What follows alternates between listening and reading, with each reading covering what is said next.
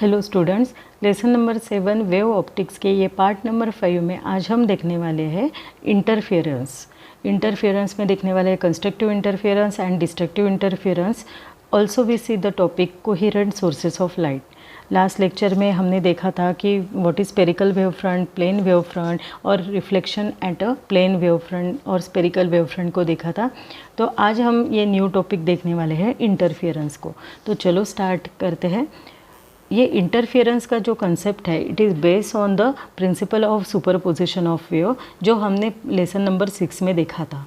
क्या है principle of superposition of wave? Just हम उसको रिवाइज करते हैं कि principle of superposition of wave क्या है कि सपोज़ मान लो वहाँ पे अगर मल्टीपल वेव्स है, अगर 2 और मोर वेव्स है मीडियम में, तो क्या होगा कि each wave produces its own displacement. Suppose first wave की डिस्प्लेसमेंट है y1, सेकंड वेव की डिस्प्लेसमेंट है y2।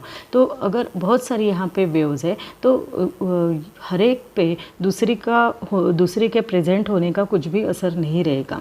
वो ऐसे बिहेव करेगी कि मैं खुद अपनी डिस्प्लेसमेंट क्रिएट कर सकती हूँ, यानी उसके ऊपर दूसरे का कुछ भी इफ़ेक्ट नहीं होगा और वो खुद अपनी डिस्प्लेसमेंट क्रिएट करेगी। So the total displacement it is equal to the sum of individual displacement. Suppose तीसरे की y3 है, तो ये हमारा सुपरपोजिशन ऑफ वेव्स का प्रिंसिपल हो गया था। अब इसके बेस हम इंटरफेरेंस का कंसेप्ट लेने वाले हैं। तो सपोज़ कीजिए कि एक पार्टिकल है मीडियम में और बहुत सारी वेव आ रही है। तो सपोज़ ये पहली वाली वेव आती है और because of this wave this particle performs the simple harmonic motion. और सिंपल हार्मोनिक मोशन कैसे करता है कि ऊपर जाता है, मीन पोजीशन पे आता है, फिर से नीचे जाता है, फिर से मीन पोजीशन पे आता है, फिर से ऊपर जाता है। तो ऐसे अगर ये सिंपल हार्मोनिक मोशन परफॉर्म करता है और सपोज करो दूसरी वेव आती है, उसके ऊपर उसके वजह से वो सिंपल हार्मोनिक मोशन करता है, बट पहले वेव से अगर सपोज करो वो ऊपर अपवर्ड पोजीशन पे जाता है और दूसरी वेव की वजह से वो डाउनवर्ड पोजीशन पे आता है। तो यानी क्या है कि due to this wave the particle gives the resultant displacement. Particle क्या दे रहा है हमको? Resultant displacement. ठीक है। अब मान लो कि पहले वेव के वजह से वो जा रहा है 10 सेंटीमीटर ऊपर जा रहा है। ठीक है, ये पहले वेव की वजह से वो 10 सेंटीमीटर ऊपर जा रहा है और दूसरे वेव की वजह से वो 6 सेंटीमीटर नीचे आ रहा है। तो हमारी रिजल्टेंट डिस्प्लेसमेंट क्या होगी? रिजल्टेंट डिस्प्लेसमेंट होगी 4। ठीक है, तो ये समझ में आया आपको कि यानी मेरा कहना ये है कि जो वेव पार्टिकल है of the medium at that point it gives the resultant displacement and it is the sum of the displacement of the particle produce by the individual wave. जो डिस्प्लेसमेंट दे रहा है वो डिस्प्लेसमेंट कैसी है? Sum of the displacement of the particle produce by the individual wave. यानी individual wave की वजह से जो डिस्प्लेसमेंट है उनकी सम है। जैसे हमने देखा 10 और 6, बट 6 जो है डाउनवर्ड पोजीशन में है, इसलिए 6 को हमने माइनस साइन दिया है। ठीक है, तो ये समझ में आया ना। अब सपोज़ करो दोनों की वजह से वो ऊपर जा रहा है, तो एक मैं बोलती हूँ कि पहली वेव की वजह से वो 10 सेंटीमीटर ऊपर जा रहा है और दूसरी वेव की वजह से वो 2 सेंटीमीटर ऊपर जा रहा है। यानी रिजल्टेंट डिस्प्लेसमेंट इसका कितना हो गया? 12 हो गया ना। तो यहाँ पे अब हमने क्या किया? 10 + 2। ठीक है, यानी resultant displacement is equal to sum of the displacement produce by the individual wave. Okay, यहाँ तक आपको समझ में आया। तो पार्टिकल्स जो है वो मीडियम में प्रेजेंट है और तो वहाँ पे क्या है? क्रिस्ट और ट्रफ है। अब ये वेव को क्या है? ये जो है it is known as crest और ये जो पार्ट है इसको हम बोलते हैं ट्रफ। ठीक है, अब सपोज़ करो वहाँ पे एक वेव का क्रस्ट अगर एक वेव की क्रिस्ट अगर कोइंसाइड होती है दूसरे वेव के क्रिस्ट से, और सपोज़ करो, देखो मैं ये अच्छे से लिखती हूँ यानी आपको और समझ में आएगा कि सपोज़ करो क्रिस्ट ऑफ ये फर्स्ट वेव है, ये सेकेंड वेव है। अगर क्रिस्ट है फर्स्ट की, अगर ये कोइंसाइड होती है क्रिस्ट ऑफ सेकेंड से, तो हमको जो डिस्प्लेसमेंट मिलती है वो कैसे मिलती है? यहाँ पे मैं ऊपर लिखती हूँ डिस्प्लेसमेंट। हमको जो डिस्प्लेसमेंट मिलती है वो डिस्प्लेसमेंट कैसी रहती है? तो डिस्प्लेसमेंट इज़ लार्जर। ठीक है। या trough of first wave it is also coincide with the trough of second wave, then also we get the larger displacement. ठीक है, डिस्प्लेसमेंट कैसे मिलती है, लार्जर मिलती है। बट अगर crest of first wave when it is coincide with trough of another wave, और हम ऐसा भी बोल सकते हो और करके लिखती हूँ कि trough of first wave if it is coincide with crest of another wave, then we get the displacement. जो डिस्प्लेसमेंट मिलती है वो कैसी रहती है, मिनिमम रहती है। ठीक है, जो डिस्प्लेसमेंट रहती है वो कैसी रहती है, मिनिमम रहती है। अब जो एम्पलीट्यूड है दोनों वेव की वो कैसी है, इक्वल है। फर्स्ट वेव की सपोज A1 है तो सेकेंड वेव की सपोज A2 है, तो दोनों की एम्पलीट्यूड कैसी है, इक्वल है। ये याद रखना है। तो अगर पहले सेट के लिए, ये जो हमारा पहला सेट है, ठीक है, पार्टिकल्स का, तो ये जो डिस्प्लेसमेंट है it is twice the amplitude. जो एम्पलीट्यूड है उससे ये displacement, suppose displacement is x है तो ये कैसे रहेगी, a is equal to twice x। ठीक है, पहले सेट में यानी ये पहले पार्ट में जब क्रिस्ट कोइंसाइड विद क्रिस्ट या ट्रफ कोइंसाइड विद ट्रफ होता है तो डिस्प्लेसमेंट लार्जर होता है, हमने देखा है अभी। तो जो डिस्प्लेसमेंट है वो कैसा रहता है, it is twice the amplitude.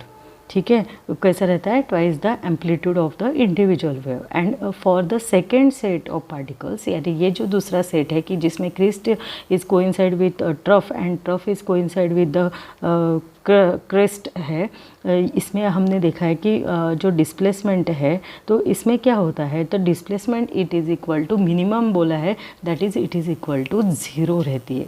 Displacement कैसे रहती है, ज़ीरो रहती है। तो यहाँ पे जो इंटेंसिटी है वेव की वो कैसे रहती है, suppose intensity is denoted by I, it is proportional to the square of the amplitude. Intensity is proportional to the square of the amplitude of the wave and वो कैसे रहती है, नॉन यूनिफॉर्म रहती है। नॉन यूनिफॉर्म यानी constant नहीं रहती है, यूनिफॉर्म नहीं रहती है, यानी कभी वो लार्जर रह रही है, कभी वो मिनिमम रह रही है। ठीक है, कुछ प्लेस में वो लार्जर रहेगी जहाँ पे crest is coincide with crest रहेगा या trough is coincide with trough रहेगा, वहाँ पे वो लार्जर रहेगी, इंटेंसिटी इज़ लार्जर। या कहीं पे वो स्मॉलर रहेगी, सम प्लेसेस पे वो स्मॉलर रहेगी। ठीक है, तो जो इस लार्जर प्लेस और स्मॉलर प्लेस में रहेगी तो ऐसा उसका जो वेरिएशन दिख रहा है आपको, नॉन यूनिफॉर्म दिख रही है वो। तो जो नॉन यूनिफॉर्म है, इस यही कंसेप्ट को या यही फिनोमेनॉन को बोलते हैं इंटरफियरेंस। इसी को क्या बोलते हैं, इंटरफियरेंस। समझ में आया इंटरफियरेंस यानी क्या, तो इसीलिए हमारे डेफिनेशन देखो क्या है, the phenomenon in which two waves superimpose to form a resultant wave of greater, कभी वो ग्रेटर रहती है कभी लोअर रहती है या वही सेम एम्पलीट्यूड की रहती है। ठीक है, ये समझ में आया कि अगर दो वेव सुपर इम्पोज हो रही है तो जो रिजल्टेंट वेव है वो कैसी रहेगी, ग्रेटर रहेगी, लोअर रहेगी या कभी कभी वो सेम एम्पलीट्यूड की रहेगी। इसको, ये फिनोमेनन को क्या बोलते हैं, इंटरफेरेंस। आगे का लिखना रह गया कि this phenomenon is known as interference. ठीक है, इट इज़ कॉल्ड भी बोल सकते हो, it is known as interference.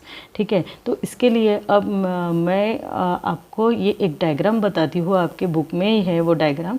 तो ये डायग्राम हम समझ लेते हैं पहले और फिर interference, constructive interference, destructive interference are the two types of interference. ठीक है, उसको समझ लेते हैं फिर कैसा है। देखो यहाँ पे मैं दिखाती हूँ आपको कि इंटरफेरेंस के टू टाइप्स है। Interference are classified into two groups. तो first one is known as constructive interference, पहला इंटरफेरेंस है कंस्ट्रक्टिव इंटरफेरेंस, और second one is known as destructive interference. दूसरा वाला क्या है, it is known as destructive interference. अब कंस्ट्रक्टिव इंटरफेरेंस यानी क्या, डिस्ट्रक्टिव इंटरफेरेंस यानी क्या, तो इसके लिए हम ये एक डायग्राम समझ लेंगे, फिर उसके बाद में कंस्ट्रक्टिव और डिस्ट्रक्टिव इंटरफेरेंस को देखेंगे। आपको डायग्राम में दिखाई दे रहा है कि यहाँ पे हम वाटर वेव्स को कंसिडर कर रहे हैं। कौन सी वेव्स कंसिडर कर रहे हैं, वाटर वेव्स को कंसिडर कर रहे हैं। तो वाटर वेव्स कंसिडर कर रहे हैं तो यहाँ पे जो S1 और S2 आपको दिखाई दे रहे हैं वो क्या है, सोर्सेस ऑफ वाटर है। S1 और S2 क्या है, these are known as sources of water.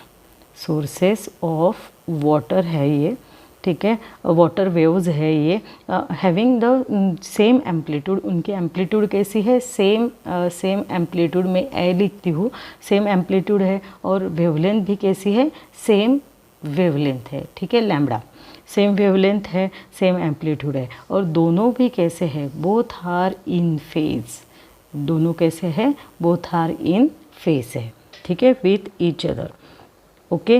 That time पे वो कैसे है, उनको सेम एम्पलीट्यूड है, सेम वेवलेंथ है, और दोनों भी कैसे है, इन फेज में है, ठीक है। और जो वेव इमिट कर रहे हैं बोथ आर, जो वेव इक्वल, जो सोर्सेस जो वेव्स इमिट कर रहे हैं तो वो वेव्स कैसी है, इक्वल है, ठीक है। तो अब जो आपको यहाँ पे जो वेव है उसमें दो पार्ट्स रहते हैं, हमको ये मालूम है, एक तो क्रेस्ट या ट्रफ, ठीक है। तो जो वो कंटिन्यूस आपको सर्कल दिख रहा है, यानी जो पूरा ऐसा सर्कल दिख रहा है, इट इंडिकेट्स द क्रिस्ट, वो क्या इंडिकेट कर रहा है, क्रिस्ट। और जो डॉटेड वाला दिख रहा है इट इंडिकेट्स द ट्रफ, ठीक है, वो क्या इंडिकेट कर रहा है, ट्रफ इंडिकेट कर रहा है।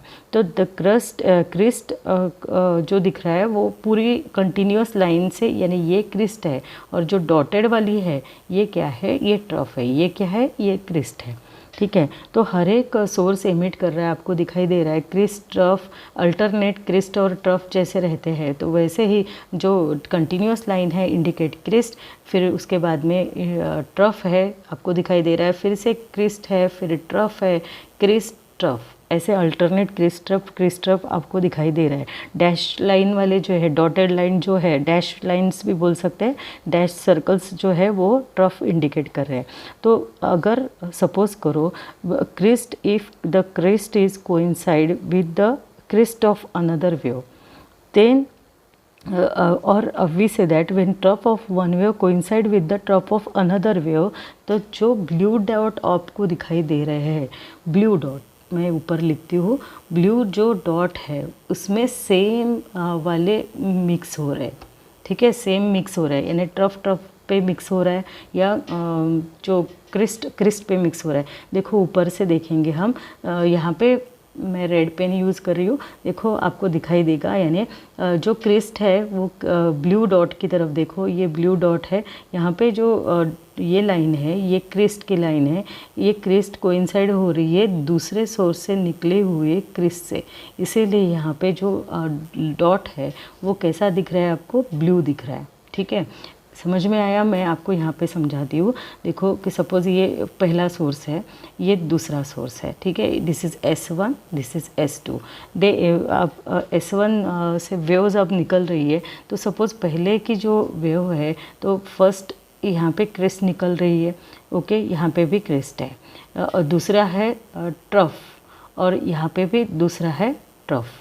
अब यहाँ पे जो ये जो पॉइंट हमको मिल रहा है, तो सपोज़ ये जो पॉइंट मिल रहा है, तो यहाँ पे क्या हो रहा है, trough is coincide with trough. अब तीसरा वाला लेती हूँ, सपोज़ दिस इज़ ये है हमारा क्रिस्ट, ये फर्स्ट का क्रिस्ट है सपोज़ करो, और ये इसका क्रिस्ट है, सेकेंड का क्रिस्ट है, तो यहाँ पे भी कोइंसाइड हो रहा है क्रिस्ट, यहाँ पे भी क्रिस्ट कोइंसाइड हो रहा है, ठीक है। तो ये जो पॉइंट मिल रहे हैं, अब ये क्या मिल रहे हैं, these are the points of constructive interference. यहाँ पे जो इंटरफेरेंस हो रहा है, मिलना, इंटरफेरेंस यानी मिलना, ठीक है, तो कंस्ट्रक्टिव इंटरफेरेंस हो रहा है। कंस्ट्रक्टिव यानी क्या है, एक तो ट्रफ मिलेगा, ट्रफ कोइंसाइड विद ट्रफ, या क्रिस्ट कोइंसाइड विद क्रिस्ट, ठीक है।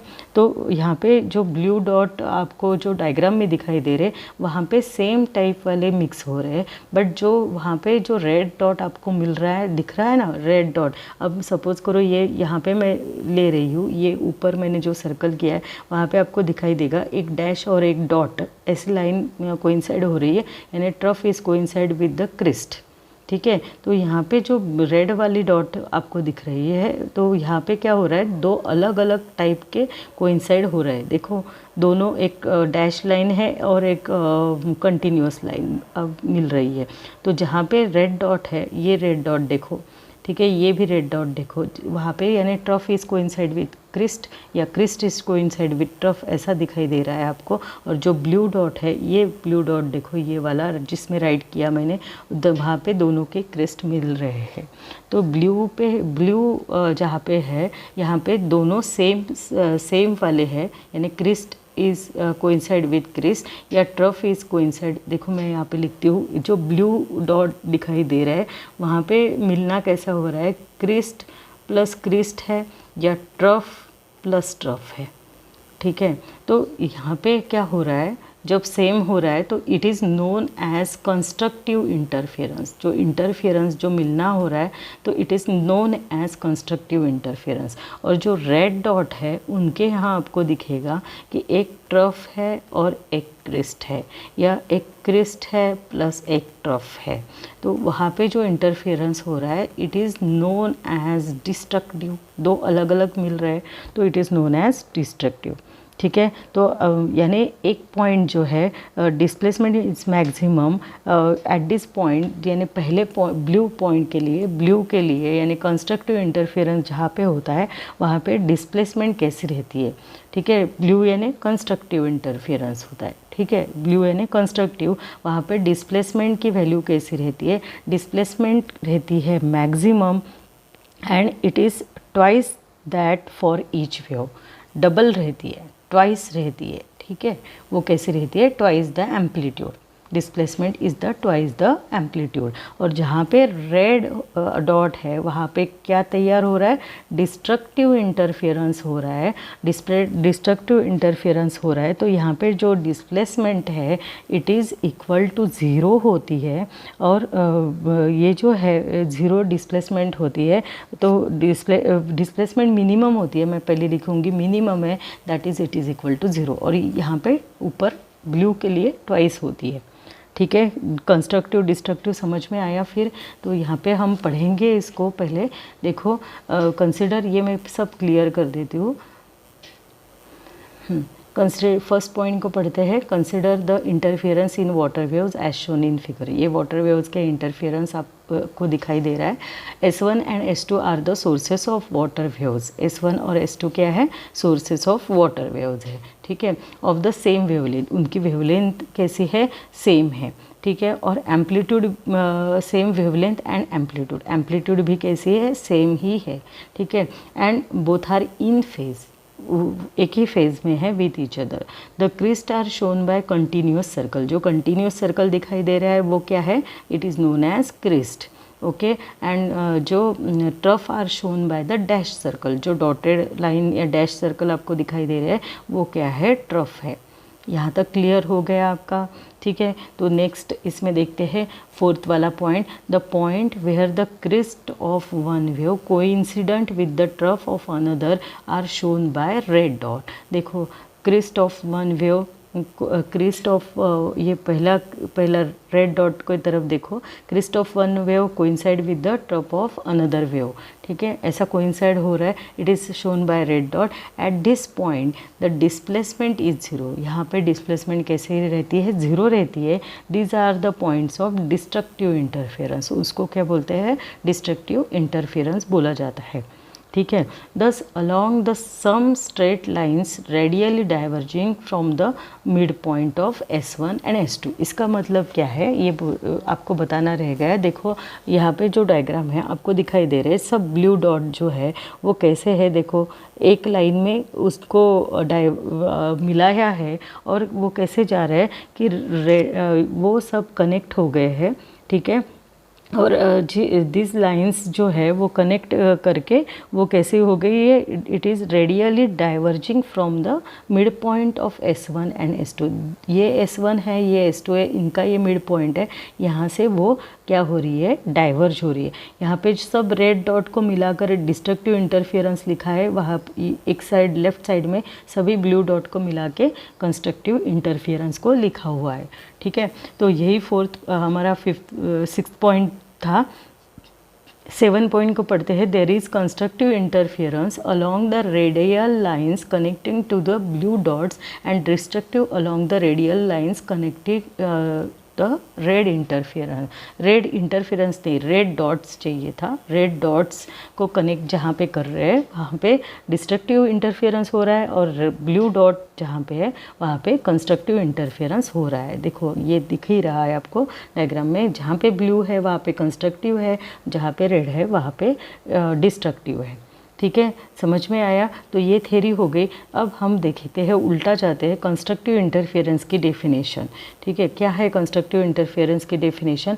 Points where the crest of one wave coincide with the crest of another wave.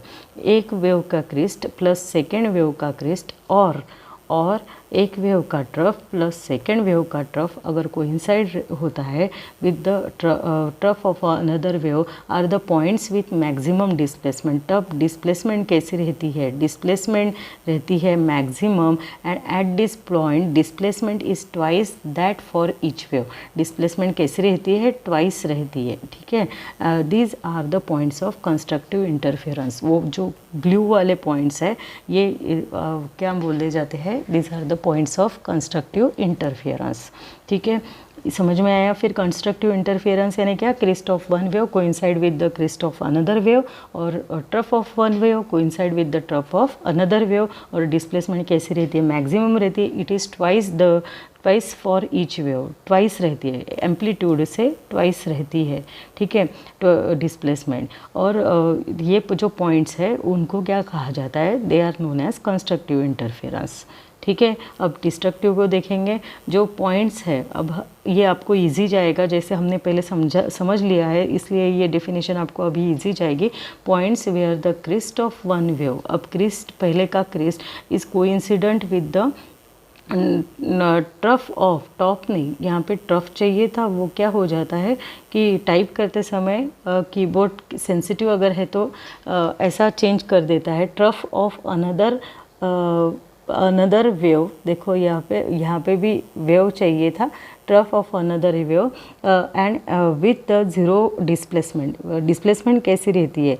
देखो मैं पहले से पढ़ती हूँ। Points where the crest of one wave is coincident with the trough of another wave.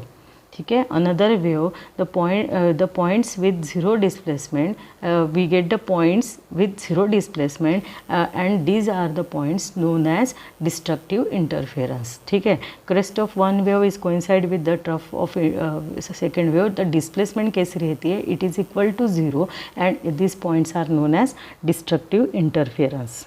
ठीक है, समझ में आया डिस्ट्रक्टिव इंटरफेरेंस? तो यहाँ पे हमने एक्सप्लेनेशन देखने की वजह से क्या हो गया, अब आपको डेफिनेशन इजी गई होंगी।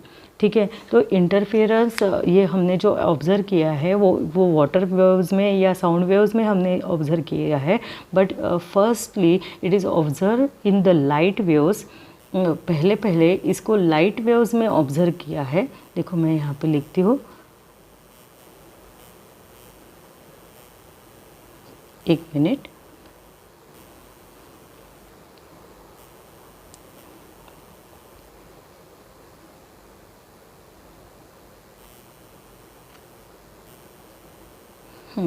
पहले क्या हो गया, इसको हमने अभी देखा कि वाटर, सॉरी ये थोड़ा सा प्रॉब्लम जा रहा है, हैंग हो रहा है। अब हम क्या हो रहा है यहाँ पे कि पहले क्या होता था कि ये जो इंटरफेरेंस है हमने ऑब्ज़र्व किया है वाटर वेव्स में, या हमने ऑब्ज़र्व किया है साउंड वेव्स में होता है। ठीक है, but first time it is observe by Thomas Young in 1773 to 1829। ये बर्थ एंड डेथ है उनके ईयर, बट इन 1801 में उन्होंने ये जो है interference first time observe in the light में वो उन्होंने ऑब्ज़र्व किया था। तो ये जो है उन्होंने नोट किया था कि this is the first proof of the wave nature of light. ठीक है। ये पहला जैसे हमने देखा था कि according to Newton the light is in the form of particles and Huygens के according to Huygens the light is in the form of wave. तो this is the first proof है, it is given by the Thomas Young ने 1801 में ये first proof दिया है कि light is in the form of wave. ठीक है, यानी he gives the first proof of wave nature of light। Okay तो हमको आगे देखना है यंग्स डबल स्लिट एक्सपेरिमेंट। जो एक्सपेरिमेंट है तो ये थॉमस यंग के नाम के ऊपर ही है, यंग्स डबल स्लिट एक्सपेरिमेंट। बहुत इंपॉर्टेंट है ये। पर before that we see the concept of coherent sources of light. तो कोहेरेंट सोर्सेस ऑफ लाइट यानी क्या है उसको देखेंगे हम। यहाँ पे आपको डेफिनेशन दिखाई दे रहे हैं, पर हम डायरेक्ट देखेंगे कि अगर हम कंसिडर करते हैं दो sources, suppose these are the two sources of light, two sources. ठीक है, अब ये सोर्सेस क्या इमिट कर रहे हैं, लाइट वेव्स इमिट कर रहे हैं। Suppose this is source S1, this is source S2, ये इमिट कर रहे हैं लाइट वेव्स। ठीक है, लाइट वेव्स को इमिट कर रहे हैं। मैं यहाँ पे लाइट वेव्स लिख रही हूँ, this they emit the light waves. अब कैसे लाइट वेव्स है, हैविंग द सेम फ्रीक्वेंसी कैसी है, सेम है, और फेज़ भी कैसा है, फेज़ भी उनका कैसा है, कांस्टेंट है। ठीक है, कांस्टेंट फेज़ डिफरेंस है। तो अगर और टाइम वो इंडिपेंडेंट है टाइम से, इंडिपेंडेंट ऑफ टाइम। तो these sources are known as coherent sources। इनको क्या बोलेंगे, कोहेरेंट सोर्सेस। ठीक है, इनको क्या बोलेंगे, कोहेरेंट सोर्सेस। दो सोर्सेस लाइट के दो सोर्सेस कोहेरेंट है। कब कोहेरेंट रहेंगे कि वो लाइट वेव्स एमिट करते हैं having the same frequency and constant phase difference. ठीक है, and it is they are independent of time, okay, are called as coherent sources. तो यही हमारी डेफिनेशन है। देखो, two sources which emit waves of the same frequency. क्या emit कर रहे, वेव एमिट कर रहे having the same frequency and having the constant phase difference independent of time are called as coherent sources. तो यहाँ पे एग्जांपल्स कोहेरेंट सोर्सेस के क्या है, मोनोक्रोमैटिक लाइट, यानी light with mono means single. Mono का अर्थ क्या है, it is known as single. The light with single frequency और wavelength is known as monochromatic light. तो मोनोक्रोमैटिक लाइट एक अच्छा कोहेरेंट सोर्स हो सकता है। ठीक है, या लेज़र लाइट, जो अभी लेज़र लाइट बहुत हम यूज़ कर रहे हैं अलग अलग फील्ड में। तो जी laser light is also the coherent source of light. These are the example of coherent source of light. तो कोहेरेंट सोर्स समझ में आया ना कि ऐसी वेव्स एमिट करेगा, उसकी दो सोर्सेस लेने हैं हमको, वो दोनों ही सोर्सेस ऐसी वेव्स एमिट करेंगे कि उनकी फ्रीक्वेंसी सेम है और फेज डिफरेंस भी कैसा है, कांस्टेंट है, and they are independent of time. That sources are known as coherent sources of light. ठीक है, तो अब क्या इम्पोर्टेंस है ये कोहेरेंट सोर्सेस का, यही हमारा नेक्स्ट टॉपिक है कि importance of coherent sources in obtaining interference. इसका यूज़ किस में होता है कि इन ऑब्टेनिंग इंटरफेरेंस ऑफ लाइट। ठीक है, तो ये वन बाय वन पढ़ते हैं क्या, पहले कि मैं समझा देती हूँ, जाने दो कि देखो क्या इम्पोर्टेंस है कोहेरेंट सोर्सेस का। तो सपोज़ एक स्पेस हम कंसिडर करते हैं और एक time, eight that time the light waves from multiple sources overlapping with each other. Light wave multiple sources है यहाँ पे और वो लाइट वेव्स एमिट कर रहे हैं। तो यहाँ पे क्या हो रहा है, वो ओवरलैप हो रहे हैं वन अनदर। तो ये जो है ये इंटरफियर कर रहे हैं एक को सभी लाइन। तो this interfering with each other and they are able to see interference all around of us at all time। यानी अब क्या होगा, ये सभी इंटरफेयर कर रहे हैं, ठीक है, मिल रहे हैं, पर अब हमको इंटरफेरेंस पैटर्न दिखना चाहिए। तो वहाँ पे हमको इंटरफेरेंस पैटर्न दिखेगा नहीं। क्यों नहीं दिखेगा, क्योंकि सभी डिफरेंट सोर्सेस से मिल रहे हैं। समझ में आया ना। यहाँ पे सपोज़ करो, पहले से मैं बता दी हूँ, अलग अलग सोर्सेस ऑफ लाइट है। ये लाइट एमिट कर रहा है वेव, ये लाइट एमिट कर रहा है, ये लाइट एमिट कर रहा है, ये लाइट एमिट कर रहा है, ये लाइट एमिट कर रहा है, तो ये इंटरफियर हो रहा है। तो यहाँ पे इंटरफेरेंस पैटर्न हमको दिखने को होना, पर वहाँ पे दिखता नहीं है interference pattern, no interference pattern, वहाँ पे नो इंटरफेरेंस पैटर्न रहेगा, यानी दिखेगा नहीं हमको इंटरफेरेंस पैटर्न। क्यों नहीं दिखाई देगा? Because here there are the different sources of light, यहाँ पे अलग अलग सोर्सेस ऑफ लाइट है। वो क्या कर रहे हैं? डिफरेंट सोर्सेस ऑफ लाइट, यहाँ पे मैं लिखती हूँ different sources of light, they emit the different waves of different frequency. वो क्या कर रहे हैं? अलग अलग फ्रीक्वेंसी की वेव्स एमिट कर रहे हैं, और जो यानी अगर वो सेम फ्रीक्वेंसी के एमिट करते हैं और सभी सेम फेज में रहते हैं तो ही हमको इंटरफेरेंस पैटर्न दिखेगा। बट यहाँ पे क्या हो रहा है कि वो डिफरेंट वेव्स एमिट कर रहे हैं। सभी वेव्स कैसे हैं? Having the different frequency, they are not in phase, also they are not in phase, phase में भी नहीं है। फेज में नहीं है तो इंटरफेरेंस पैटर्न बनेगा ही नहीं, ठीक है। तो इंटरफेरेंस पैटर्न बनने के लिए फर्स्ट कंडीशन ये है कि जो वेव्स एमिट होगी वो हैविंग द सेम फ्रीक्वेंसी रहेगी उनकी, ठीक है, same at that time, and they are in phase रहना चाहिए, सभी इन फेज रहना चाहिए, ठीक है। तो every instant of time same रहना चाहिए, ठीक है। तो सो दिस इंटरफियरेंस कब तक हमको दिखाई नहीं देगा? जब तक दो सोर्सेस लाइट के एमिट नहीं करेंगे वेव्स को which has the same frequency and all the waves are in the same phase, ठीक है। अगर ये होता है तो ही हमको क्या दिखाई देता है? Interference pattern. तभी हमको क्या दिखाई देगा?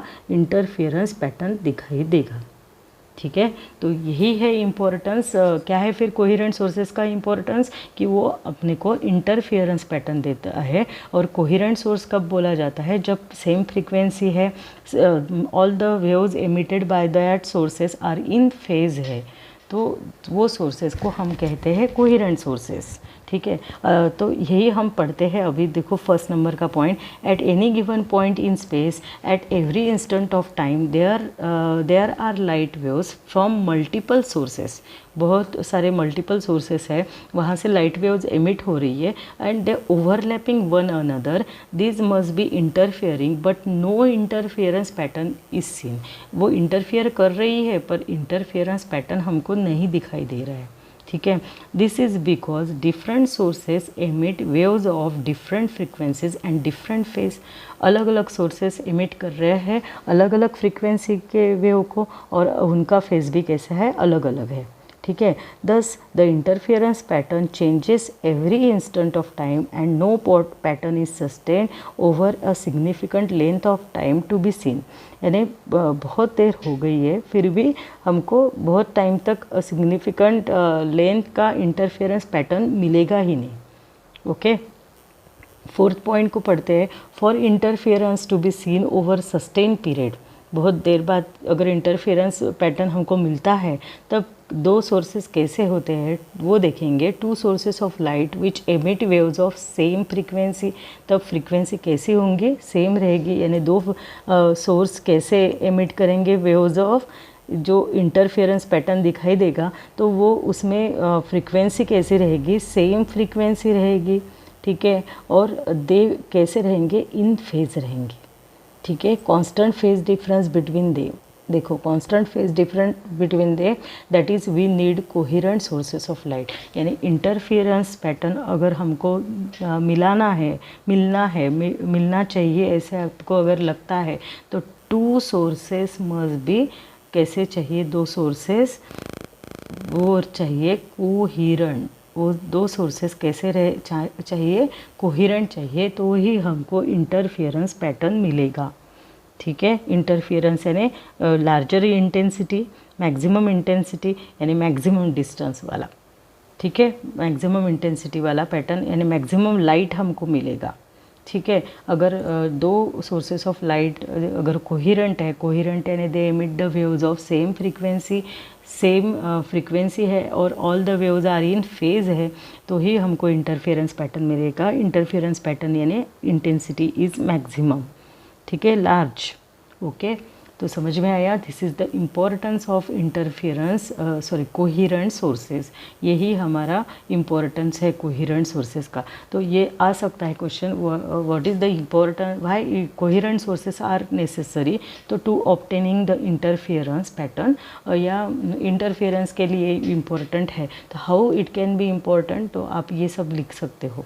ओके, ठीक है। तो अब हम नेक्स्ट हमारा पॉइंट रहेगा यंग्स डबल स्लिट एक्सपेरिमेंट, जो कि बहुत बहुत इम्पोर्टेंट है। YDSC भी बोला जाता है उसको शॉर्टकटली। तो ये बहुत इम्पोर्टेंट है, 3 to 4 मार्क्स के लिए इसका एक्सप्रेशन आता है। तो आज हम इसको यहाँ पे हम स्टॉप कर देते हैं। नेक्स्ट लेक्चर में ये पूरा एक्सप्रेशन लेंगे, ठीक है। तो आज के दिन यहाँ तक कि आप पूरी थ्योरी पढ़ो, फिर अच्छे से हम यंग्स डबल स्लिट एक्सपेरिमेंट को करेंगे नेक्स्ट लेक्चर में। ओके, तो bye bye, have a good day, thank you.